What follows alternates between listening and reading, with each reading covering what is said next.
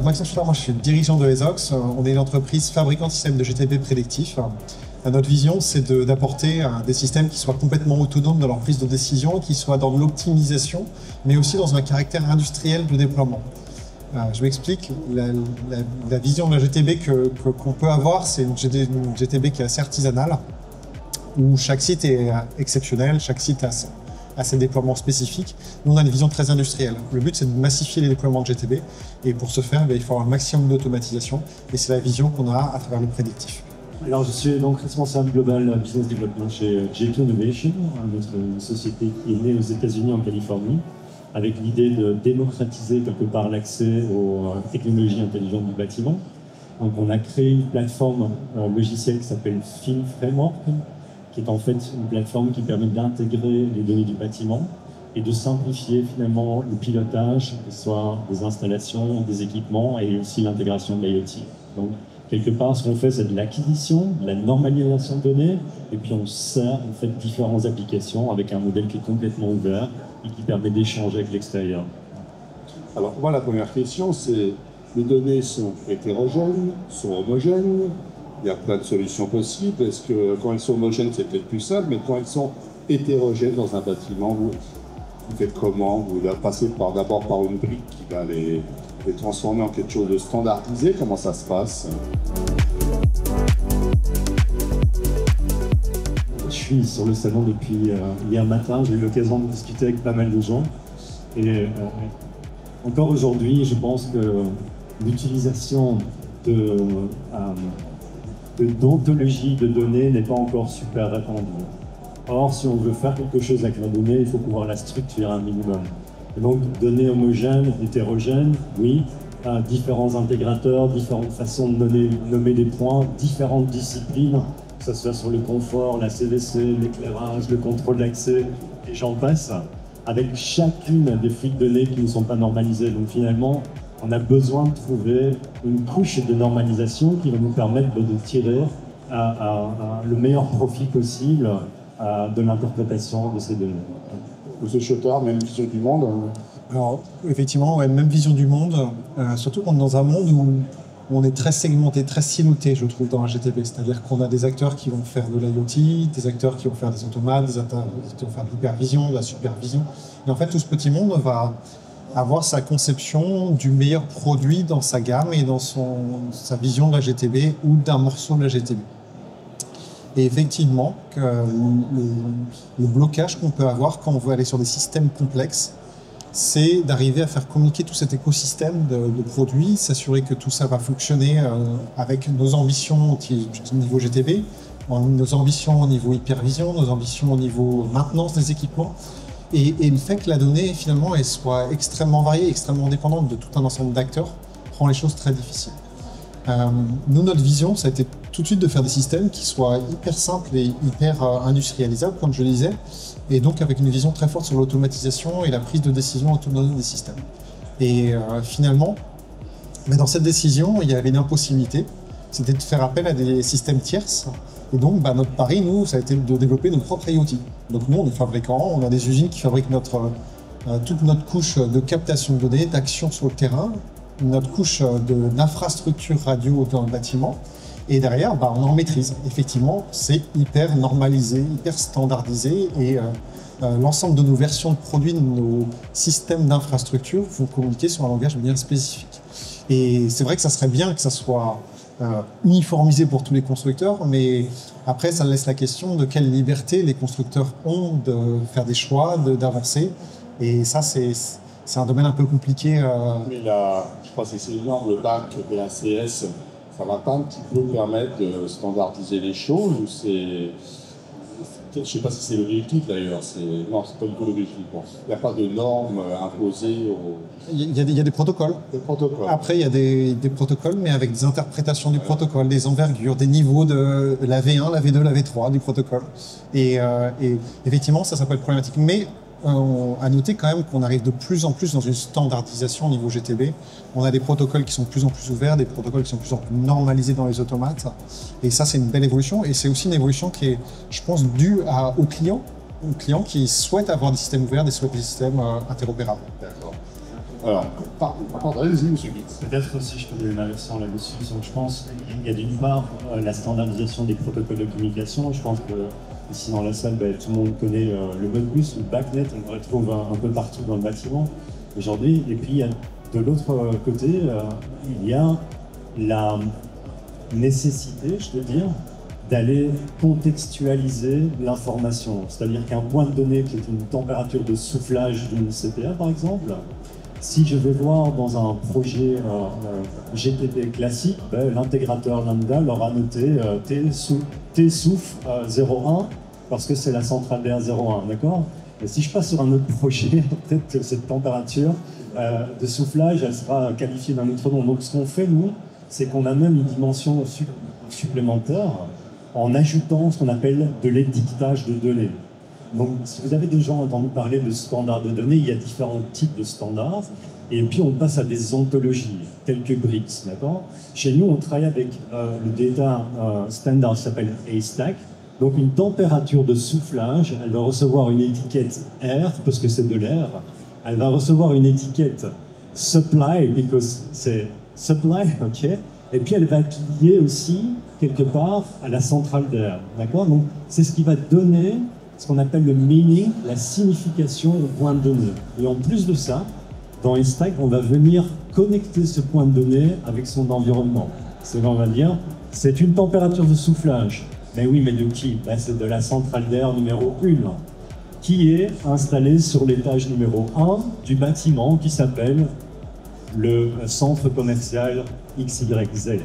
Et donc, c'est en créant vraiment cette arborescence qu'on a accès à une structure de données beaucoup plus importante qui est la clé, à mon sens, pour aller utiliser des modèles plus importants au niveau de l'analyse et au niveau de l'intelligence artificielle. D'accord. Donc une fois qu'on a à peu près standardisé un peu les informations, ça remonte vers l'IA. Déjà laquelle? Parce que c'est des IA que vous avez développées pour éviter les solutions étrangères. Et qu'est-ce qu'on en fait? Qu'est-ce qu'on fait de toutes ces informations?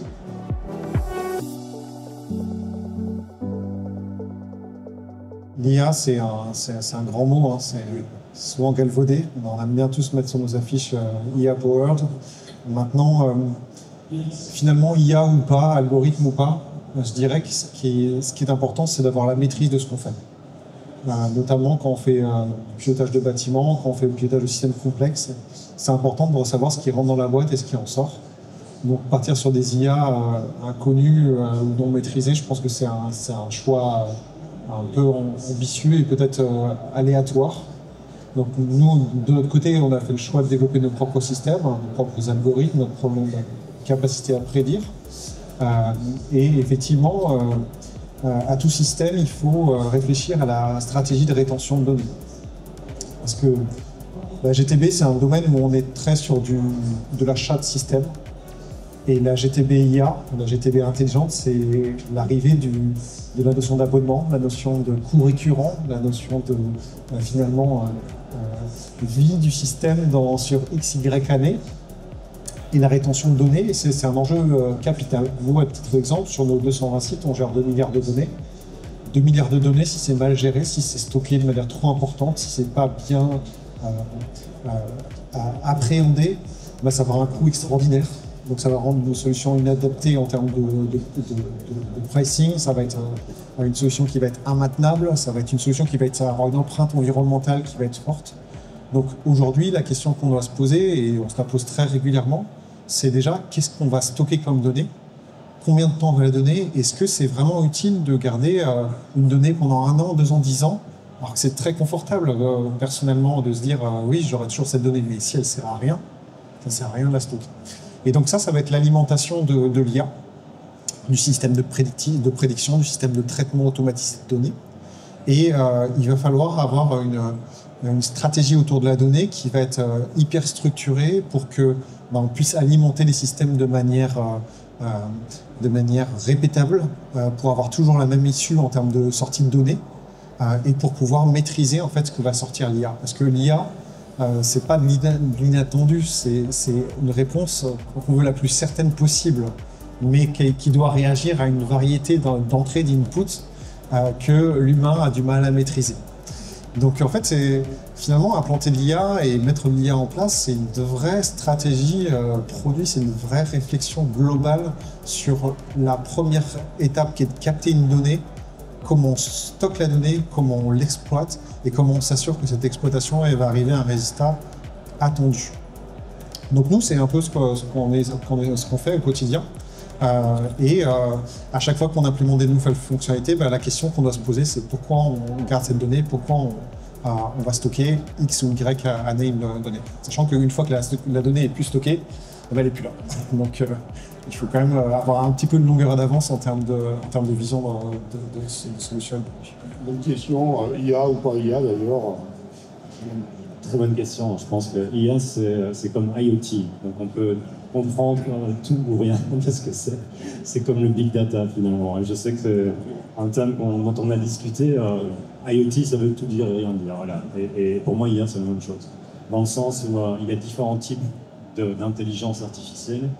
Aujourd'hui, c'est un terme qui est super à la mode parce que il y a une explosion en fait de l'IA qui est dans les mains de tout un chacun, d'accord. On connaît GPT, on connaît tous les modèles qui sont à disposition là, mais quelque part l'IA elle est présente depuis plusieurs années.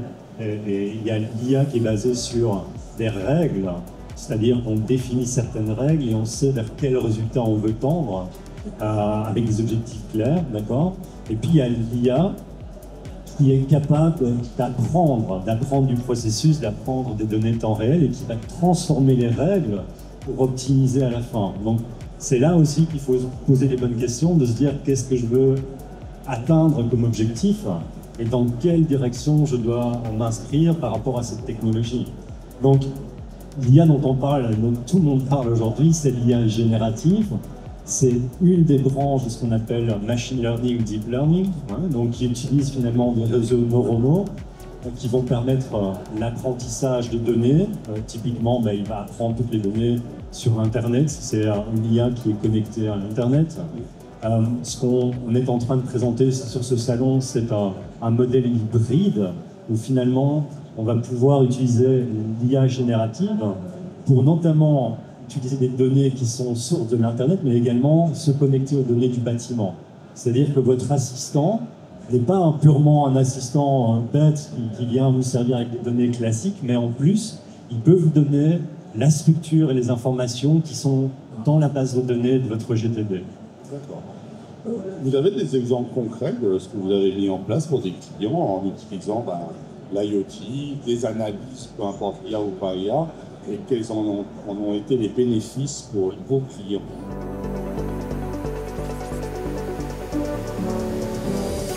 Donc en fait, j'ai déjà cité un exemple, c'est l'IA générative.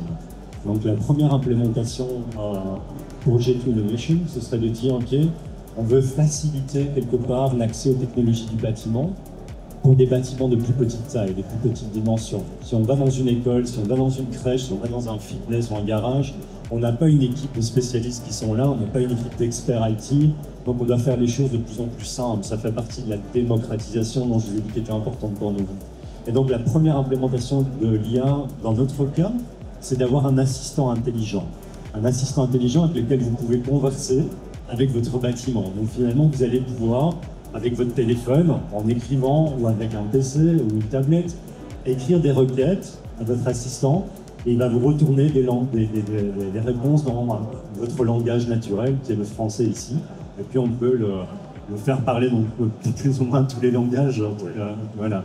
Donc ça c'est une première application. On a une partie vocale également qui vous permet de parler directement et donc de vous demander, tiens, dis-moi un peu quelles sont les alarmes que j'ai dans mon bâtiment sur l'étage numéro 1.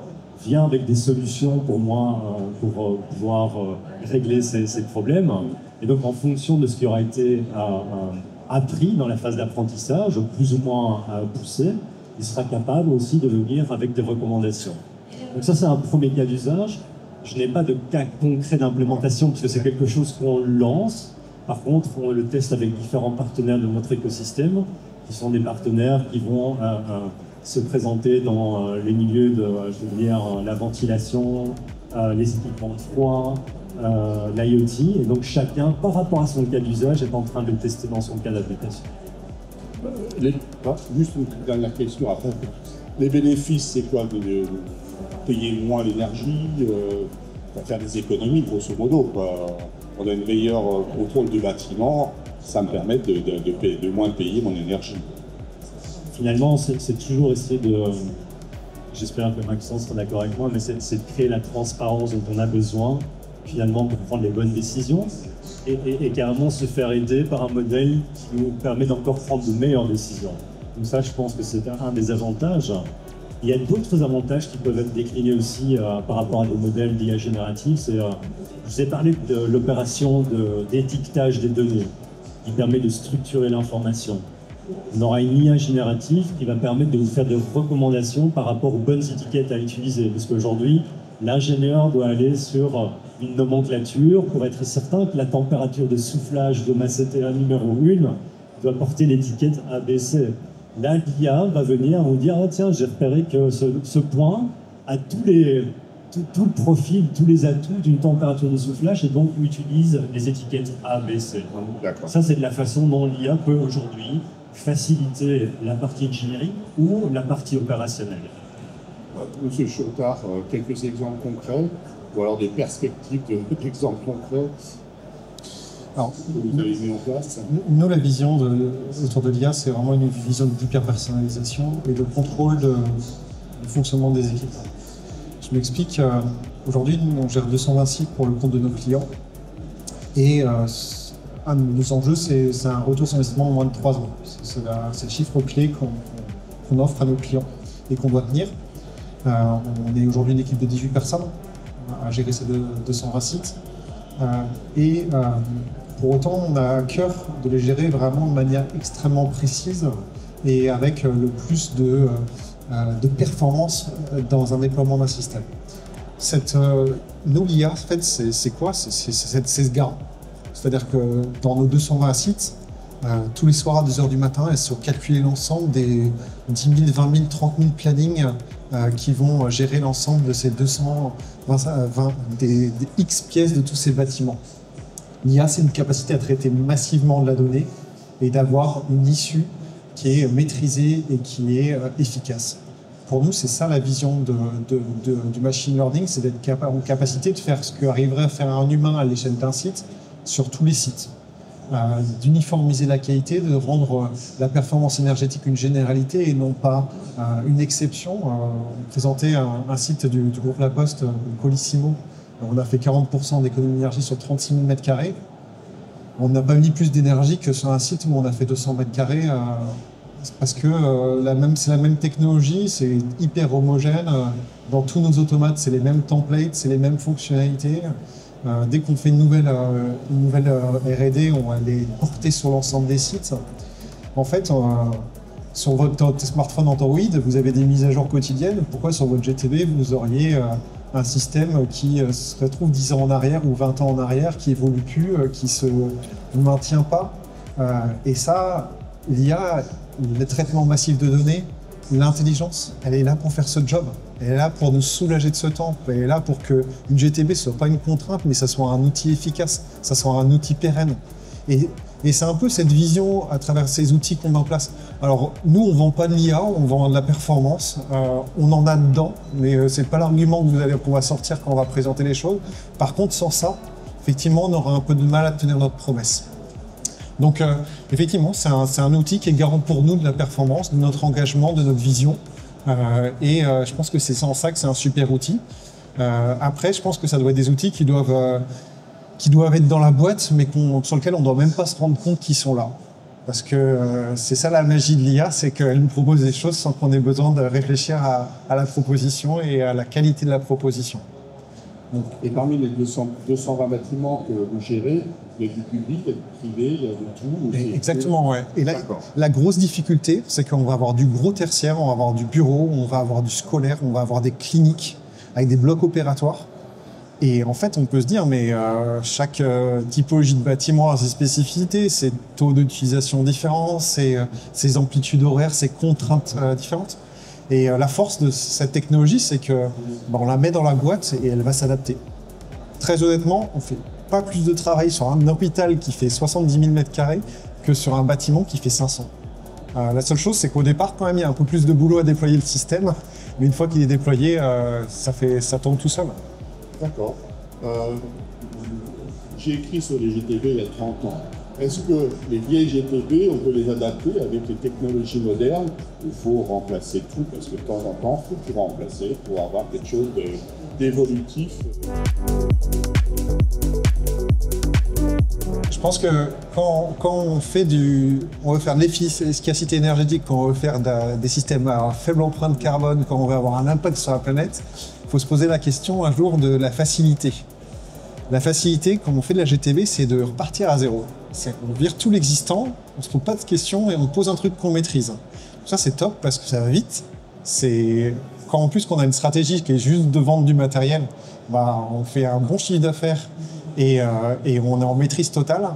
Mais derrière, je trouve ça un peu paradoxal parce qu'il y a des systèmes, une GTB, un automate, quel qu'il soit, c'est des systèmes qui sont super durables, alors on peut les critiquer sur leur ouverture et leur protocole, mais globalement, un système, il va durer 20 ans, 25 ans et il va toujours aussi bien marcher, il fait des choses relativement simples. Donc à partir du moment où on arrive à trouver un petit point de sortie ou une petite ouverture protocolaire, mais il faut savoir l'exploiter, il faut savoir l'épuiser jusqu'au bout l'appareil parce que c'est pas dans une logique, enfin moi là, j'ai du mal à me confronter à cette logique de remplacer systématiquement.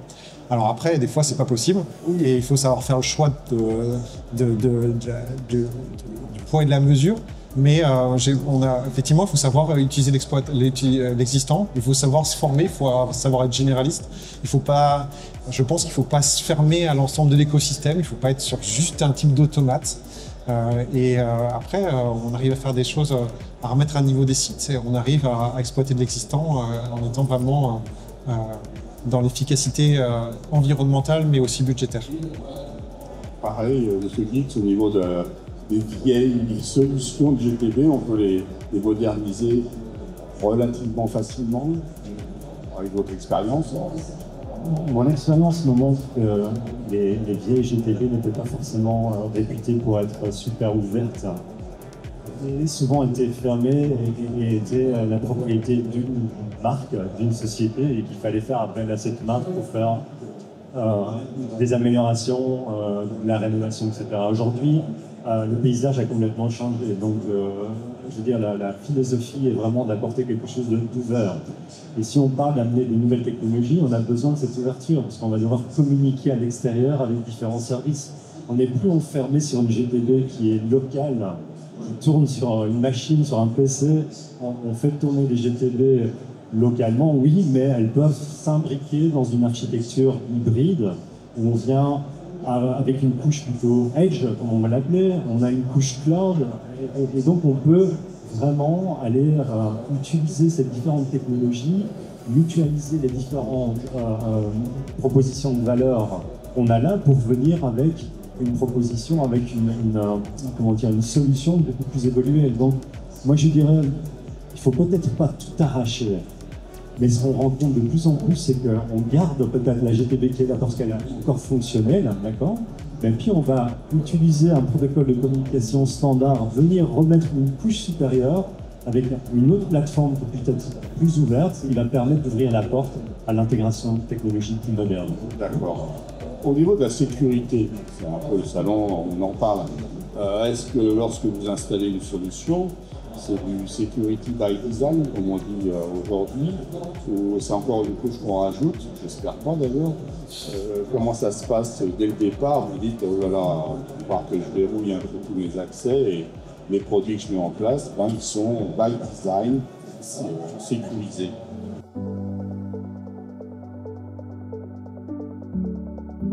Oui, en effet, tout ce qu'on fait, c'est la sécurité a pris une place primordiale justement dans toutes ces technologies.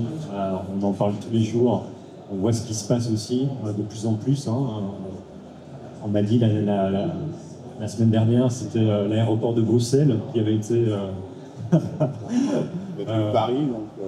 Ah ben voilà. Donc, je pense que la conscience, elle est là, donc les gens savent qu'il faut se protéger. Ce n'est plus qu'une illusion, ça arrive. Et il y a des pertes claires de business. Donc, sécurité by design, c'est vraiment intégrer les couches de protection dès la création, dès la phase le développement des produits. On a des régulations qui sont de plus en plus contraignantes aussi. On parle maintenant du CRA, je pense que tout le monde a entendu parler de ça. Donc ça va arriver très très prochainement. Donc tous les produits qui ne seront pas alignés avec les exigences du CRA passeront à la trappe. Donc après Jet Innovation, dans notre cas, on fait partie d'un grand groupe. On a une société indépendante, mais quelque part, on est sous la houlette du groupe Siemens et on bénéficie aussi des infrastructures en termes de cybersécurité du groupe Siemens. Donc oui, c'est vraiment important et oui, tous les produits qui sortent de là le sont. Je tarde une question. C'est difficile. C'est difficile à dire que la sécurité n'est pas un enjeu primordial, surtout quand on s'intègre dans des réseaux de clients, quand on arrive dans des bâtiments qui vont être sensibles. D'un côté, on fait du bancaire, on fait des bâtiments militaires, on fait du médical, on fait un peu toutes les typologies de bâtiments. Et la question qu'il faut se poser, c'est effectivement comment protéger ces systèmes. Alors nous, on a fait le choix, alors qui peut être un peu paradoxal dans une vision qui est très ouverte des systèmes. On a mis une puce de cryptage dans tous nos produits physiques. Donc, by design, on a un composant cryptographique. Mais derrière, la contrepartie, c'est qu'on est sur un système qui est ouvert, mais sur un réseau fermé. C'est un peu paradoxal parce qu'on parle beaucoup des réseaux IoT avec la possibilité d'intégrer sur un protocole n'importe quel système. Mais en fait, en se disant ça, il faut réfléchir à quelle va être la rigueur du système qu'on va intégrer sur son réseau. Et ça, c'est une des failles de sécurité qui est assez importante, c'est d'accepter en se disant mon réseau il est ouvert, je suis super ouvert et j'accepte n'importe quoi, mais j'accepte aussi que l'autre il soit pas aussi bon que moi ou qu'il n'ait pas fait les mêmes choix technologiques que moi sur ça. Donc c'est aussi à quel moment on est ouvert. Nous on a fait un choix, c'est pas compliqué, on est full API REST et on a la partie API REST qui est super sécurisée. Et donc on a un canal qu'on maîtrise de communication et on sait qu'au-delà, les personnes peuvent aller chercher telle information sur nos systèmes, mais le reste, il est totalement sécurisé. Donc, nous, on a fait un choix par design de sécurisation de la donnée. Mais effectivement, par contre, ça a des conséquences sur l'ouverture des systèmes en propre, en interne, sur nos réseaux d'infrastructure et sur ce qu'on va pouvoir mettre en termes d'intégration. On ne peut pas tout avoir, effectivement. Ouais, on peut pas tout avoir. Et la chose, je pense, qui est encore plus importante que se dire que son réseau est sécurisé, c'est se dire, et si quelqu'un le casse, qu'est-ce qui se passe? Ça, c'est vraiment un truc, nous, maintenant, on le fait systématiquement. Si quelqu'un casse notre réseau, si quelqu'un accède à nos bases de données, si quelqu'un arrive à pénétrer dans nos firmware et à envoyer des mises à jour sur nos systèmes qui ne sont pas souhaitées, comment on réagit? Et ça, c'est pas un truc à prendre à la légère, parce que plus on devient exposé, nous on est une boîte de 18, mais on a une croissance assez forte, plus on devient exposé, plus on devient attaquable, et plus ça devient intéressant de nous attaquer. Donc la question qu'il faut se poser, c'est quand ça arrivera, qu'est-ce qu'on fera? Et comment on maîtrisera l'attaque? Comment on basculera et comment on créera de la pérennité à notre entreprise et comment notre client en face, si possible, ne subisse pas les conséquences de cette attaque. Alors est-ce que ça a à voir avec les plans de repli d'activité ou pas, quand on parlait dans l'informatique il y a quelques années? Est-ce qu'il faut faire une copie quelque part en France d'une infrastructure installée chez un client, puis en cas de panne, je ne sais pas comment vous l'avez fait pour résoudre le problème. Exactement. Déjà, vous avez peut-être entendu parler d'un data center qui a brûlé sur l'île. C'est chouette d'avoir des backups sur nos serveurs, mais si tous les backups ils sont dans la même data center, c'est embêtant, quoi. Parce que tout brûle. C'est à Strasbourg aussi. Ouais, c'est à Strasbourg. Ouais. Le backup était à 20 mètres et tout a brûlé. Exactement, tout a brûlé au même endroit. Donc en stratégie, c'est OK, je suis un hébergeur, je suis quelqu'un qui me fournit des serveurs, mais c'est intéressant d'avoir un serveur à Lille, c'est intéressant d'avoir un serveur à Paris. Voilà, il y a ce genre de préoccupation. Et après, nous, on est un fabricant de systèmes de GTB, on ne peut pas tout savoir dans la... Donc il faut savoir aussi se faire auditer. Il faut savoir faire venir des experts et demander aux experts d'essayer de casser nos systèmes pour voir par où on peut rentrer. Donc toute cette démarche, elle se construit. Alors elle se construit au fur et à mesure des moyens financiers des entreprises et de notre présence sur le marché. Mais il ne faut pas être à côté de ça parce que le jour où ça nous tombe dessus, il faut être prêt, quoi. Vous avez eu des surprises quand même chez des clients qui n'avaient pas mis en place un système de sécurité d'un certain niveau pour éviter les surprises. Vous avez découvert les bras en croix que la moindre attaque, c'était foutu, quoi. Alors oui, il y a ce client, il s'appelle... non, on essaie d'être sur des... Enfin, nous, notre stratégie, c'est sur des réseaux propriétaires, au propre. On évite au maximum de se greffer sur un réseau client. Et quand on est greffé sur des réseaux clients, c'est VLAN, c'est ceinture bretelle. Généralement, au départ, on nous autorise rien du tout et on nous demande au fur et à mesure d'ouvrir des choses. Bien sûr que... Ouais. Nous, on n'a jamais eu de surprise là-dessus. Non, mais des clients qui, vous avez découvert que il y avait quand même au niveau sécurité des faiblesses importantes ou... Alors, oui, non. Nous, on est principalement avec des grands groupes, alors c'est un peu plus difficile de vivre ça. Mais après... Oui, je pense que là, il y a quand même aussi une belle évolution, parce que je me rappelle 5-6 ans d'ici, vous faisiez à travers un software, un scan des adresses IP ouvertes sur le réseau et vous trouviez une quantité de bâtiments et même de lignes de fabrication, etc. Après, tout ça, c'est professionnalisé. Moi, j'ai connu la convergence qu'on appelle IT, OT dans le monde industriel. Ça, c'était déjà une dizaine d'années. C'est venu de plus en plus dans le bâtiment parce que tout vient se connecter sur le réseau. Mais je rejoins aussi Maxence dans le sens où on a très peu de nos clients qui viennent greffer la solution directement sur le réseau du client. Donc, généralement, ils utilisent un routeur avec carte SIM, 4G, 5G pour se mettre, je vais dire, en sécurité, avoir leur propre accès sans venir perturber quelque part le réseau des clients. D'accord. Il y avait un sujet également sur le jumeau numérique.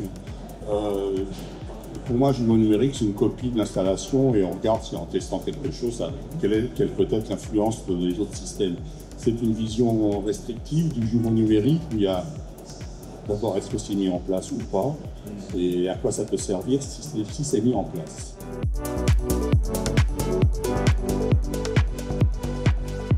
C'est un peu moins dans mon domaine. On ne fait pas vraiment de jumeaux numériques chez nous. Ce qu'on appelle jumeau numérique dans notre vocabulaire, c'est quelque part la représentation virtuelle d'une installation dans notre base de données. Ça, c'est notre jumeau numérique à notre échelle. Cela dit, ayant travaillé pour le groupe aussi, je sais qu'aujourd'hui, le BIM vous permet de reconstituer complètement, ou visualiser votre bâtiment entièrement, à l'extérieur, à l'intérieur, d'aller dans les détails de chaque discipline du bâtiment, de créer des scénarios, des simulations de comment les appareils vont réagir dans certains scénarios, etc., dans certaines conditions. Et donc vraiment, c'est un jumeau numérique qui permet de la simulation. Et je fais encore un lien avec ce que j'ai rencontré dans l'industrie. Aujourd'hui, on est capable de simuler des lignes de production complètes, de stimuler des comportements de machines par rapport à des vibrations, par rapport à plein de choses. Et je vois que ça arrive également dans le bâtiment. D'accord. Alors, moi, je pense qu'il ne faut pas être overkill, c'est-à-dire que le jumeau numérique, dans ma vision, c'est vraiment un outil qui peut être formidable dans un système extrêmement complexe. On veut voir des interactions, anticiper ces interactions et voir comment cette projection de stratégie de déploiement de système, elle s'articule les uns avec les autres. Nous, on va déployer des systèmes de performance. Alors, faire un jumeau numérique, ça peut être un gros travail. Et derrière, est-ce que le coût il sera absorbé par le bénéfice? J'en suis pas sûr. En tout cas, sur des échelles de déploiement de ce genre de système, de nos GTB, j'y vois pas directement la pertinence. L'opportunité de valoriser cette information, qu'est-ce que ça apporte? On a vu tout à l'heure, on peut réduire la facture, on peut avoir plus d'informations, on peut gérer à distance. Est-ce qu'il y a d'autres perspectives d'informations pour valoriser les données qu'on récupère par l'IoT ou d'autres informations?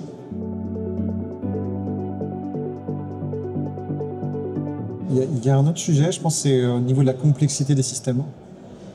Dans un bâtiment, on se retrouve avec des systèmes souvent hydrauliques qui sont hyper complexes. Un bâtiment qui fait 10 000, 20 000, 30 000 mètres carrés, il va avoir des réseaux hydrauliques qui vont évoluer sur toute la vie, qui vont être modifiés par les mainteneurs, qui vont avoir des problématiques d'embouage, qui vont avoir des problématiques que finalement on a du mal à visualiser, si ce n'est que dans le problème. Il y a un endroit il fait trop chaud, un endroit il fait trop froid, ça marche mal, il y a des problématiques. Et nous, la data qu'on exploite, elle nous permet d'avoir une cartographie des systèmes. C'est-à-dire que si aujourd'hui je dois vous présenter comment fonctionne un réseau hydraulique, je suis en capacité de le faire sur nos interfaces parce que j'ai de la data qui remonte et qui est surtout cartographiée. Je m'explique. Vous avez un système de GTB où vous avez des points, des milliers de données. Si vous faites une liste et vous lisez cette liste, elle va avoir aucun sens pour vous. En tout cas, il va falloir être vraiment costaud pour pouvoir se dire ce point-là, il vient de tel endroit dans le bâtiment. À partir du moment où vous apportez la cartographie et la notion de visualisation de la donnée à un endroit avec un regroupement d'informations, un faisceau d'informations, eh bien là, vous allez commencer à arriver dans de l'analyse et à essayer de trouver des solutions. Et donc nous, c'est ce qu'on a fait dès le départ autour de la donnée. Tous nos systèmes sont géolocalisés, il y a les plans des bâtiments qui sont intégrés systématiquement dans nos systèmes. Et grâce à cette base, on a réussi au fur et à mesure à intégrer des données supplémentaires comme les temps de montée en chauffe des réseaux hydrauliques, l'état des systèmes. Et avec cette cartographie, maintenant, on est capable de regarder dans le temps comment ça se passe et comment ça évolue. Et donc la donnée, eh bien, en la cartographiant, en lui donnant du sens, elle permet vraiment de résoudre des problèmes complexes. Valeur ajoutée supplémentaire. Je pense à un cas d'application de notre côté de nouveau, duquel je n'ai pas encore parlé. Et c'est typiquement axé sur les équipements CVC. On sait qu'aujourd'hui, finalement, les équipements CVC dans le bâtiment, c'est ce qui génère plus de 60-70% de l'optimisation, de la facture énergétique. Et c'est là qu'il y a le plus gros potentiel. On sait aussi qu'il y a 75% des bâtiments qui aujourd'hui n'ont pas de GTB installé. Donc il y a un énorme potentiel là-bas. Donc une application encore à laquelle on peut ajouter de la valeur, c'est d'utiliser l'intelligence artificielle pour que les équipements soient optimalisés. Donc la façon dont ils utilisent par exemple les groupes de froid, les groupes de ventilation, soit orchestrés par l'intelligence artificielle sur base de quoi? Sur base de données historiques du bâtiment, sur base des données techniques des équipements, de leur nombre d'heures de fonctionnement, etc. Donc en fait, l'IA va pouvoir tenir compte d'un tas de paramètres, les comparer par rapport aux conditions opérationnelles actuelles, et puis même regarder ce qui va se passer dans le futur par rapport à des prévisions météorologiques, etc. pour dire, on recommande que vous utilisiez les équipements de cette façon, donc peut-être que le groupe numéro 1 va descendre à 50% de sa capacité, le groupe 2 va reprendre la main, etc. Donc c'est un domaine dans lequel on est en train d'investir aussi. C'est une des nombreuses facettes aussi du machine learning. Et bien évidemment, on espère et on est même très sûr qu'on va apporter de la valeur avec ça. D'accord. Et la maintenance prédictive, parce que ça fait une dizaine d'années qu'on en parle, est-ce que vos solutions permettent de prévoir que tel groupe électrique va éventuellement tomber en panne dans les mois qui suivent pour éviter qu'un système de refroidissement soit en panne pendant des grosses chaleurs? Je ne sais pas, est-ce que c'est une demande de vos clients aussi, ce genre de choses?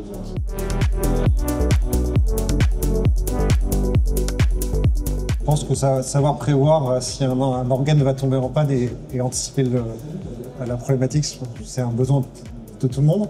Et c'est une demande surtout ou c'est... Aujourd'hui, ce qui est une demande, c'est d'arriver à rapidement corriger un problème. D'accord. Nous, c'est aujourd'hui ce qu'on est en capacité de faire. On n'est pas en capacité aujourd'hui de faire de la prédiction sur la panne des équipements. Je pense que c'est un volet vraiment encore au-delà de la GTB et de la mise en place d'équipements et un savoir-faire qu'aujourd'hui, nous, on n'a pas. Qu'est-ce qui manque d'ailleurs pour le faire, ce genre de choses? Dans ce que j'ai vu, c'est surtout de mettre en place des capteurs spécifiques. Par exemple, on va étudier les systèmes vibratoires, le changement d'un comportement d'un équipement. Donc, on va avoir vraiment des systèmes vraiment très spécifiques. Et je pense que c'est un métier qui serait intéressant d'intégrer dans la GTB, clairement. Mais c'est vraiment un volet supplémentaire. Il faut savoir rester centré sur sa plus-value aujourd'hui. Une question? Clairement, nos clients nous le demandent. Encore une fois, on ne s'adresse pas directement à des intégrateurs. De notre côté, on s'adresse à des fabricants. Des fabricants de composants d'automatisation, des fabricants d'équipements CVC, typiquement. Et bien évidemment, il y a une demande. L'avantage, c'est que quand vous parlez avec le fabricant, il connaît ses équipements mieux que n'importe qui. Donc, en termes de prévention, ben, il a toutes les données en main pour pouvoir se dire, ben, tiens, à partir du moment où cette valeur va commencer à osciller, etc., il ne faut même pas aller chercher de l'IA très poussée pour le faire. À partir du moment où il y a un point de données qui va commencer à osciller, il y a un peu de vibration, il y a une pompe qui va commencer à bloquer, ou il y a un ventilateur qui va tirer plus de courant, ben, en effet, il y a un problème, il faut regarder. Donc là aussi, si on se reconnecte avec l'idée de la réunion, de la roundtable ici, c'est de se dire, ok, quel est mon objectif, qu'est-ce que je veux atteindre, et de quel outil j'ai besoin, et pas toujours penser qu'il faut aller chercher des modèles les plus complexes pour pouvoir atteindre ces objectifs. Et en fait, quand tu abordes ça, la question se pose, c'est pourquoi les fabricants de pompes, pourquoi les fabricants de chaudières n'intègrent pas directement ça dans leur système? Parce que nous, on a beau être très généraliste dans notre approche de pilotage des bâtiments, finalement, savoir effectivement si le système va évoluer d'une telle manière et va créer un problème dans tant de temps, ben, finalement, c'est une problématique que peut maîtriser un constructeur dans sa vision de son parc, dans sa vision de l'ensemble des équipements. Est-ce qu'il y a un point que je n'ai pas soulevé et que vous voulez mettre en avant?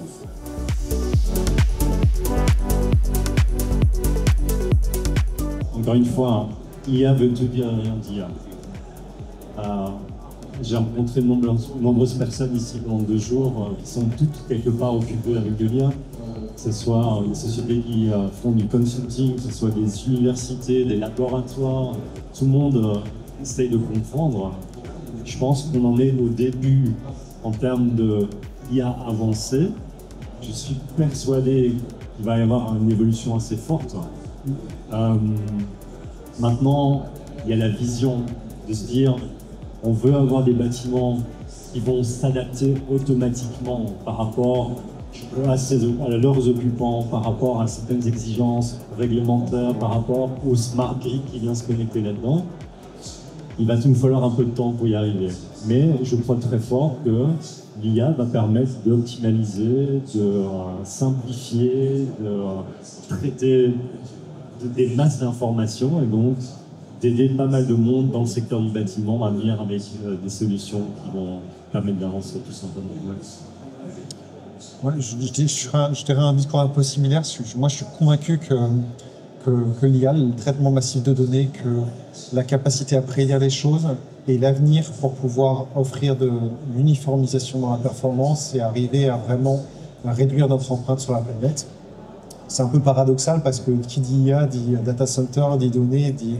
Mais en vrai, les enjeux sont tellement importants dans le bâtiment. Il y a une telle consommation, telle quantité de gaz à effet de serre qui sont émis par un bâtiment que c'est une solution aujourd'hui qui est redoutable, qui est transposable et qui fait des miracles.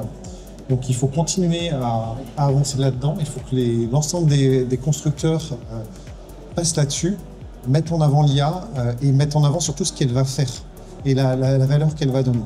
Et en parallèle, il ne faut pas oublier que c'est l'humain qui met en place tout ça. Donc il faut aussi avoir une approche autour des utilisateurs, autour des personnes qui vont réfléchir autour de cette notion d'IA. Donc c'est aussi mettre l'humain dans cette décision, dans cette dynamique et créer quelque chose qui puisse vraiment avoir de l'impact. Merci beaucoup et à l'année prochaine.